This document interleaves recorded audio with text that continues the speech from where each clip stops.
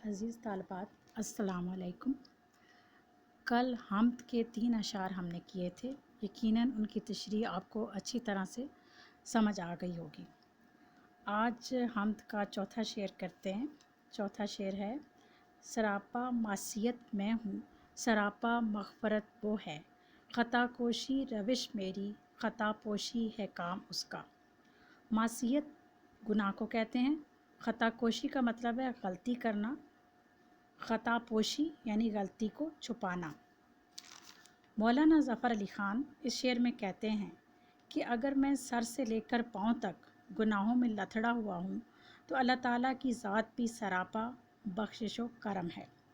اگر مجھ سے خطائیں سرزد ہوتی ہیں تو اللہ تعالیٰ کی ذات ان خطاؤں سے درگزر کرنے کی صلاحیت رکھتی ہے۔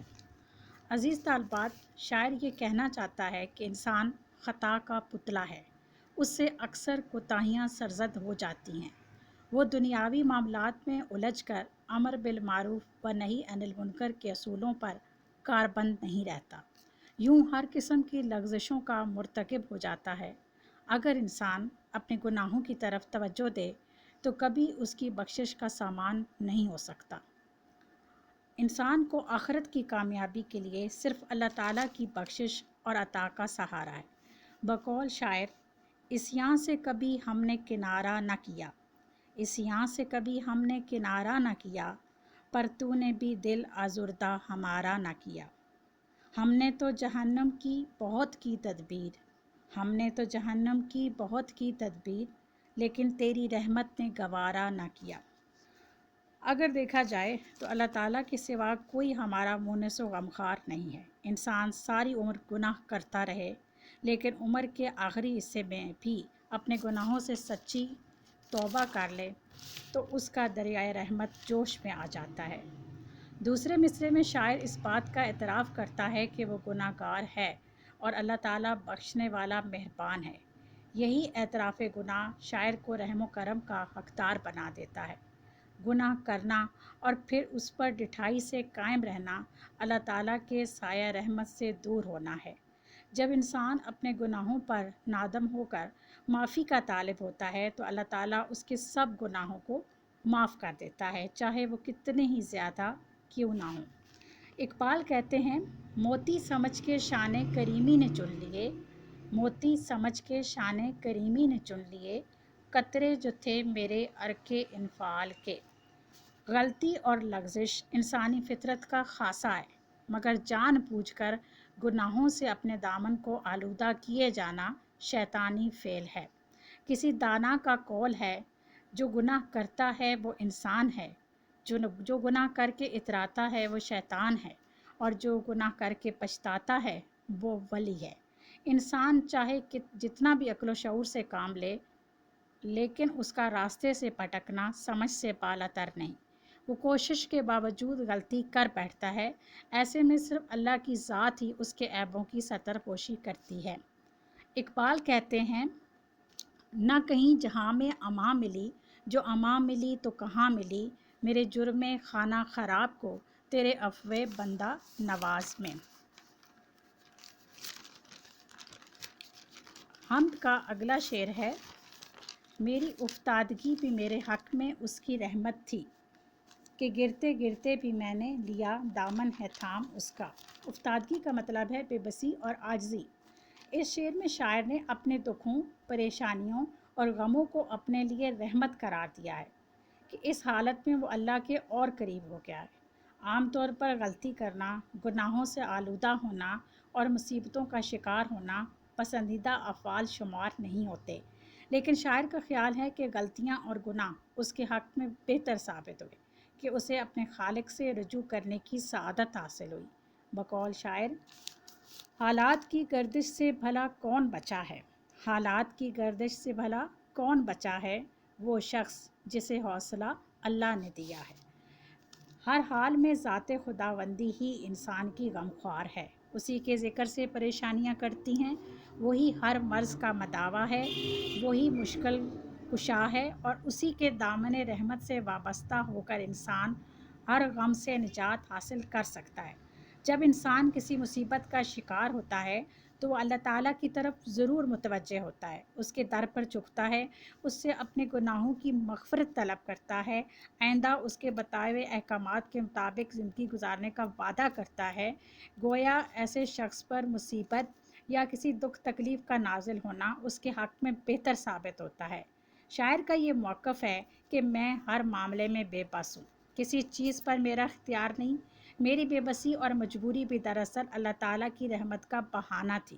یہی وجہ ہے کہ گرتے ہوئے بھی میں اس کا دامن تھام کر بچ نکلا ہوں۔ بقول شاعر، سیدھے قد سے جو کھڑا ہوں تو وہ تیرا ہے کرم، سیدھے قد سے جو کھڑا ہوں تو وہ تیرا ہے کرم، مجھ کو جھکنے نہیں دیتا ہے سہارا تیرا۔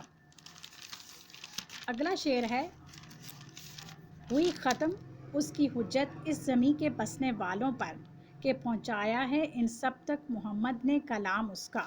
حجت بحث و تکرار کو کہتے ہیں۔ انسان اشرف المخلوقات ہے اور اللہ تعالیٰ کا نائب ہے، اس لیے اللہ تعالیٰ نے اسے دنیا میں تنہا اور بے یار و مددگار نہیں چھوڑا، بلکہ اس کی تربیت اور ہدایت کے لیے انبیاء کا سلسلہ جاری رکھا تاکہ وہ انسان کی تربیت کریں۔ چنانچہ جن لوگوں نے انبیاء کی بات مانی وہ کامیاب و کامران ٹھہرے، اور جنہوں نے انبیاء کی باتوں کو جھٹلایا وہ عذاب کے مستحق قرار پائے۔ اور اللہ تعالیٰ نے سب سے آخر میں اپنے پیارے نبی حضرت محمد صلی اللہ علیہ وآلہ وسلم کو کتاب ہدایت یعنی قرآن مجید دے کر بھیجا، اور آپ صلی اللہ علیہ وسلم پر اپنی نبوت کی تکمیل کر دی۔ سورۃ مائدہ میں ارشاد خداوندی ہے، آج کے دن ہم نے تمہارے لیے تمہارا دین مکمل کر دیا اور تم پر اپنی نعمت تمام کر دی اور تمہارے لیے اسلام کو بطور دین پسند کیا۔ اللہ تعالیٰ کے اس فرمان کے بعد اب کوئی شخص یہ دعویٰ نہیں کر سکتا کہ اسے رشد و ہدایت کا پیغام نہیں ملا۔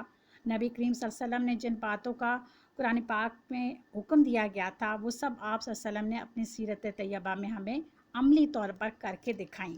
نماز کا حکم دیا گیا، نماز کیسے پڑھنی ہے آپ نے پڑھ کر دکھائی۔ روزے کا حکم دیا گیا، روزہ کیسے رکھنا ہے، یہ سب عملی طور پر آپ نے ہمیں کر کے دکھایا۔ اس لیے آپ صلی اللہ علیہ وسلم کا اسوہ ہمارے لیے مشعل راہ ہے۔ اب کفر و شرک کی تاریکیوں میں گھرے ہوں کے پاس اپنے وجود کے لیے کوئی دلیل باقی نہیں۔ کوئی یہ دلیل پیش نہیں کر سکتا کہ وہ اس لیے گمراہ رہا کہ اس کے پاس ہدایت کا پیغام نہیں پہنچا۔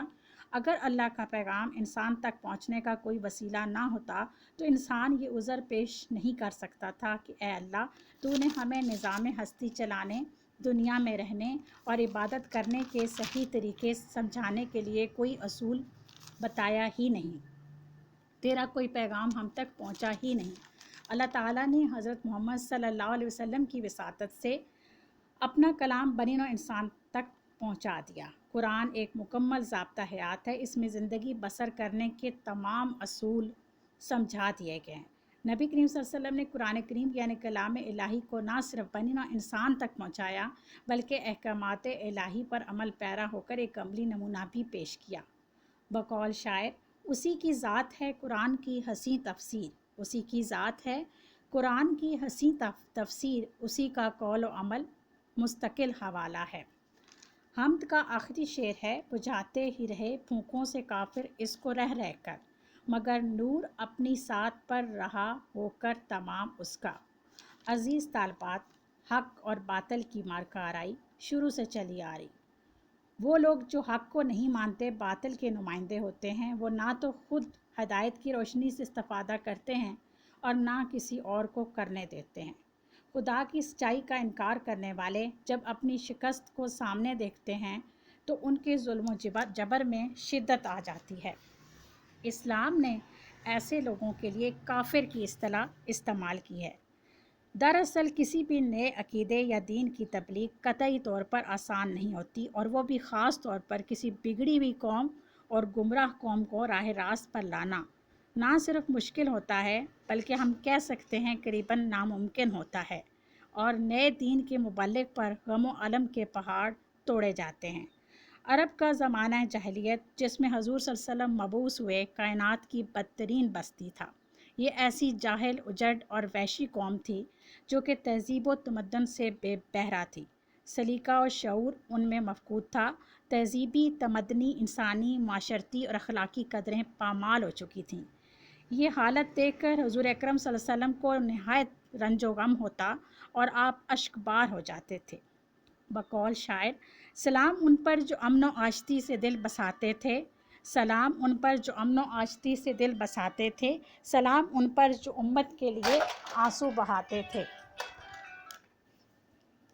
आप गारे हिरा में तशरीफ़ ले जाते और अल्लाह ताला से रो रो कर दुआएं मांगते थे। अल मुख्तसर, अल्लाह ताला ने आप सल्लल्लाहु अलैहि वसल्लम को कौम की इस्लाह की ज़िम्मेदारी अता की। आपने कुरैश को दामने को में जमा करके दावत हक दी, तो फिर क्या था, दुश्मनी और जुल्म सितम का तूफ़ान उमड़ आया। अपने और बेगाने जानी दुश्मन हो गए। आपकी राह में कांटे बिछाए गए। शाब अबी तालिब, जिसका सुनकर ही रोंगटे खड़े हो जाते हैं, आपको अपने ख़ानदान समेत 3 बरस तक मैसूर कर दिया गया। सजदे की हालत में ऊँट की ओजड़ी आपके कंधों पर रख दी जाती। ताइफ में गुमराहों को सिरात मुस्तकीम पर लाने के लिए तशरीफ़ ले गए तो आप सल्लल्लाहु अलैहि वसल्लम को लहू लुहान कर दिया गया। लेकिन आपके लबों से दुआ निकल रही है कि अल्लाह, इन लोगों को हदायत अता कर, ये मुझे नहीं पहचानते कि मैं इनका खैर ख्वाह हूँ। ग़ुज़वा ओहद में दंदाने अक़दस शहीद हुए, लेकिन उम्मत को सलामती का पैगाम लाफ़ानी अता फरमा गए। अलगर्ज़, फिर आप सल्लल्लाहु अलैहि वसल्लम को इन तकालीफ़ के एवज़ आप इस्लाम इतना फैला कि चश्मे फ़लक ने देखा कि वो जिसका साथ देने के लिए कोई तैयार न था, आज इस लाज़वाल और अबद तक रहने वाले पैगंबर से दुनिया की एक एक शय मुस्तफ़ीद हो रही है। बकौल शायर, रहे इससे महरूम आबी न खाकी, रहे इससे महरूम आबी न खाकी, हरी हो गई सारी खेती खुदा की। दरअसल दीन इस्लाम चराग है जो हवाओं, आंधियों और रुकावटों की ज़द में रहा। कुफ़ार दीन इस्लाम की राह में रुकावटें डालते रहे ताकि नूर हक़ फैल ना सके, लेकिन इसकी मिसाल ऐसी ही है जैसे कोई नूर इलाही को मुंह से फूंक मारकर बुझाना चाहता हो, और दीन इस्लाम को जितना दबाया गया उतनी ही ताकत से ये उभर कर सामने आया, और आज तक काफिर दीन इस्लाम को मिटाने के दर पे हैं, जिसमें वो यकीनन नाकाम व नामुराद होंगे। बकौल मौलाना ज़फ़र अली ख़ान, नूर खुदा है कुफ़र की हरकत पे खंदज़न, नूरे खुदा है कुफ़र की हरकत पे खंदज़न, फूंकों से ये चराग बुझाया न जाएगा। अज़ीज़ तालिबात, इसके साथ ही आपकी पहली नज़म अपने इख्तिताम को पहुँचती है। आपसे गुजारिश है कि इन तमाम अशार की तशरीह अपनी कॉपी पे लिखें और इसमें मुतल्लिका अशार का हवाला ज़रूर दें। उसके बाद नज़्म का ख़ुलासा आपने अपनी कॉपी पे लिखना है। नज़्म की एक्सरसाइज जो है वो पेपर में नहीं आती। वैसे तो एक्सरसाइज यहाँ पर दी गई है, लेकिन आप देखेंगे कि उसमें जो क्वेश्चन दिए गए हैं वो आपके पेपर में नहीं आते। आपके पेपर में जो सवाल आपको दिया जाएगा वो तशरीह से मुतल्लिक होगा या ख़ुलासे से मुतल्लिक होगा। इसलिए आपने 2 चीज़ों पे फोकस करना है नज़्म की तशरीह के सिलसिले में, एक उसकी तशरीह और दूसरा उसका ख़ुलासा। ये दोनों चीज़ें आपने अपनी कॉपी पे लिखनी हैं और उसमें तशरीह को कोशिश करें कि वो आपकी बुक से ना लिखें बल्कि ख़ुद से लिखने की कोशिश करें। जितना आप खुद से लिखने की कोशिश करेंगी उतना ही आप तशरीह बेहतर तरीके से लिख पाएंगी। अगर आपने कॉपी करके तशरीह लिखने की कोशिश की तो उससे ये होगा कि आप वक्ती तौर पर तो अपना काम कर लेंगी, लेकिन पेपर में आपके लिए काफ़ी मुश्किल जो है वो पेश आएगी। इसलिए कोशिश कीजिए कि की बुक पर इन्हिसार करने की बजाय ख़ुद से लेक्चर को सुनने के बाद ख़ुद से तशरीह करने की कोशिश करें। अगर आप तशरीह करने की कोशिश करती चली जाएंगी तो आपको कोई मुश्किल इसमें दरपेश नहीं रहेगी। अल्लाह हाफ़िज़।